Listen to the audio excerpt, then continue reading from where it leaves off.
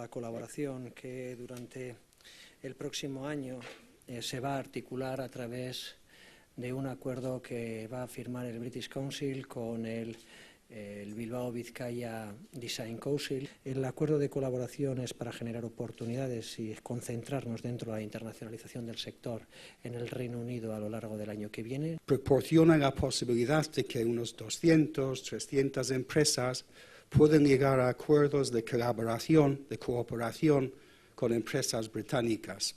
Akordio honi esker esan da, enpresa harremanak ezarri ahal izango ditugu, Erresuma Batuarekin, sormenaren eta diseinuaren zerikusia duten industrien eta ekonomiaren garapenean puntakoa den herrialde batekin, hain zuzen ere. Las industrias creativas, especialmente la apuesta que hemos hecho en moda, en diseño, en audiovisual, en videojuegos, en contenidos digitales, son industrias de futuro, sí, pero además son industrias que generan empleo, puestos de trabajo, ya en estos momentos también aquí y entre nosotros, y además especialmente entre la gente más joven.